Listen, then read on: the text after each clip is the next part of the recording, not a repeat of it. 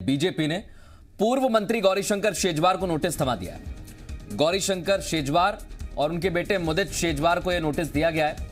Party विरोधी गतिविधि के चलते शिकायत मिली तो यह नोटिस पार्टी की तरफ से दिया गया है।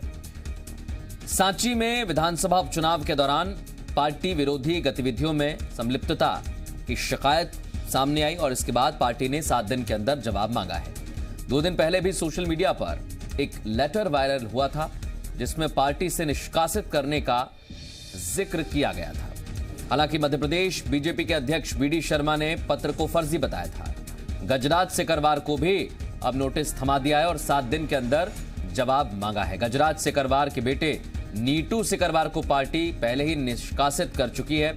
ग्वालियर पूर्व और सांची विधानसभा दोनों ही जगह पर पार्टी को जब यह शिकायत मिली तो पार्टी ने अब कार्रवाई करने की तैयारी कर ली है।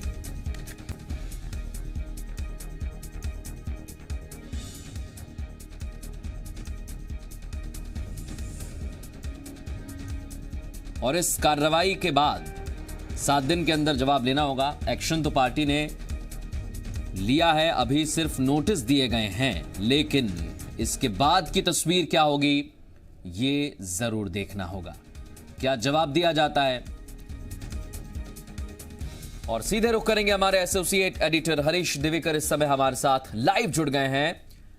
हरीश, बहुत अहम हो जाता है क्योंकि कल भी किस तरीके से चर्चा चल रही थी इस बात की, 2-4 दिन पहले भी इस बात की चर्चा चल रही थी और जब से प्रभुराम चौधरी पार्टी में शामिल हुए हैं, मंत्री बनाया है, तब से ही ये बगावती सुर वहां पर देखने को मिल रहे हैं। अब क्या एक्शन लिया जा सकता है?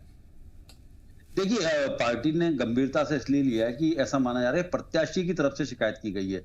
प्रत्याशी का कहना है कि लगातार गौरीशंकर शेजवार और उनके बेटे मुदित शेजवार पार्टी विरोधी गतिविधि में संलिप्त रहे और लगातार वो उनके जो भाजपा के वोट हैं उनको निकलने से रोका।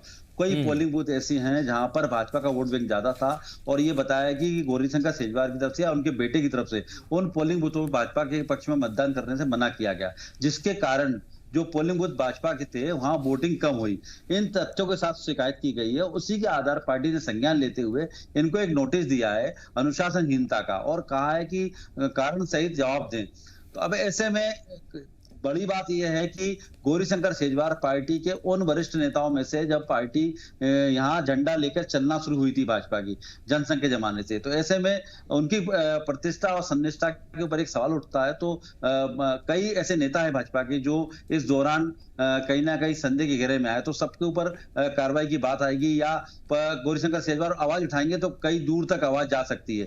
तो कहीं ना कहीं चिंता भाजपा के लिए भी है, लेकिन जिस तरह से ये मैसेज देने की कोशिश की गई और सबसे बड़ी बात मैं आपको बताना चाहूंगा कि ये बात कार्रवाई करने वाली है भाजपा, ये बात लीक हो गई थी। इसी वजह से बीच में किसी ने फर्जी सोशल मीडिया में लेटर डाला था और मतदान के पहले भाजपा नहीं चाहती थी कि इस तरह की बात बाहर हो और उन्होंने बाकायदा खंडन किया कि नहीं, पार्टी तरफ से इस तरह का कोई लेटर जारी नहीं किया। लेकिन मतदान समाप्त होने के 24 घंटे के बाद ही तत्काल इस तरह का लेटर थमाया जाना कहीं ना कहीं ये साबित करता है कि पार्टी के पास अंदेशा था कि गौरीशंकर शेजवार लगातार पार्टी को डैमेज कर रहे हैं, लेकिन उन्हें समझाया भी गया मौखिक रूप से, लेकिन उन्हें सार्वजनिक नहीं करना चाहते थे। पार्टी का ऐसा मानना था यदि ये सार्वजनिक हो गया मतदान के पहले तो शायद नुकसान ज्यादा हो सकता है, इसलिए पार्टी ने इंतजार किया।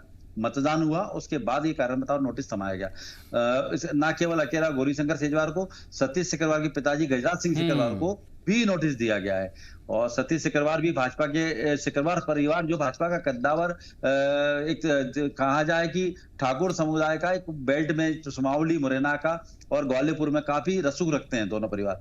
और सिकरवार घाड़ कहलाती है मुरैना में, चूंकि भदौरिया घाड़, तोमर घाड़, इस घाड़ को मतलब ठाकुर का एक बेल्ट होता है, तो सिकरवारी घाड़ में उन लोगों का काफी अच्छा प्रभाव है। ऐसे में नीटू सिकरवार को 6 साल के लिए निष्कासित करना, फिर उनके पिता को कारण बताओ नोटिस थमाना कहीं ना कहीं बड़ा गंभीर आरोप है और पार्टी ऊपर भी सवाल उठ रहा था क्या पार्टी से बड़े कुछ नेता हो सकते हैं। तो पार्टी को भी इस लाइन को तोड़ना था कि नेता कितना भी बड़ा क्यों ना हो, कितना भी कद्दावर क्यों ना हो, पार्टी लाइन से ऊपर नहीं हो सकता। यही वजह है कि जिनको नोटिस दिए गए बहुत बड़े कद्दावर नेता है और ऐसा अमूमन कभी देखने को आता है जब कद्दावर नेताओं के खिलाफ कार्रवाई होती है। चीज और है, अगर इस पूरे उपचुनाव को देखें, बहुत सारी सीटें ऐसी है जहां पर बीजेपी को आशंका थी कि अंदर से इस तरीके से बगावत की जा सकती है या अंदर खाने कहीं ना कहीं पार्टी में जो प्रत्याशी खड़े हुए हैं उनका विरोध हो सकता है। इसलिए कई जगह पर आप देखिए, अगर आप दीपक जोशी की बात करें, वो भी लगातार पार्टी कार्यालय के चक्कर लगाते हमें नजर आए। इसमें गौरीशंकर शेजवार का नाम भी है, इनके बेटे भी आए। कई मरतबा हमने भी बात करने की कोशिश की, लेकिन वो सारी बातों को नकारते रहे। अब ये शिकायत करना, और ज्यादा दिन नहीं है, 10 तारीख को पता लग जाएगा किसने क्या हरकत की है। हरीश, बिल्कुल बिल्कुल आप सही कह रहे हैं। और दीपक जोशी का जो आपने नाम लिया, दीपक जोशी ने पूरा स्ट्रेटेजिकल काम किया। वो खुलेआम बयान देते रहे कि मैं कांग्रेस में रास्ता खोले, मेरी कांग्रेस से बात हुई। यहां तक कि आपको याद होगा जब वो अपने साथ कार्यकर्ताओं के साथ सीएम हाउस गए थे, सीएम हाउस में बात की, और बाहर आने के बाद भी उन्होंने खुलेआम कहा, हाँ मेरी कांग्रेस वालों से बात हुई लेकिन मैं पार्टी के साथ हूं। तो वो डिप्लोमेटिक तरीके से चलते रहे और खुलेआम बयान देते रहे और साथ में बताते रहे, पार्टी के ऊपर प्रेशर बनाते रहे। क्योंकि दीपक जोशी पूर्व मुख्यमंत्री के बेटे थे। कैलाश जोशी एक तरह संत कहे जाते राजनीति में, उनका एक सम्मान था। ऐसे में अगर दीपक जोशी चले जाते तो भाजपा के लिए बड़ा झटका होता, एक बड़ा नाम था, और ऐसे में एक मैसेज जाता कि भाजपा के वो लोग टूट रहे हैं जो इनके नींव के अंदर शामिल थे। तो कहीं ना कहीं उनको रोकना भाजपा के लिए मजबूरी थी। और दीपक जोशी ने इस तरह का पार्टी को समय समय पर 2-3 बार किया, और उसके बाद बुलाया गया, बीडी शर्मा ने बात की, पार्टी के अलग अलग नेताओं से बात हुई, और फिर सीएम हाउस में बात हुई, उसके बाद माने। ऐसे कई नेता हैं जो हम नाम लेंगे तो लंबी फहरिस्त होगी, जो कहीं ना कहीं इस बात से नाराज थे कि जो कांग्रेस से लोग आए अब उनका भविष्य खतरे में होगा। जैन मलैया का नाम हम ले सकते हैं, जो अभी काफी नाराज हैं जब उनके राहुल लोधी को मतदान के ठीक पहले तोड़ा गया। उनके बेटे, वो अपने बेटे का भविष्य देख रहे थे उन दमों में। तो ऐसे कई नेताओं की फहरिस्त है लंबी, जहां पर बात जयमान पवैया का नाम ले सकते हैं। जब नोटिस का जवाब आएगा, क्या पार्टी संगठन इस पर फैसला लेता है, ये देखना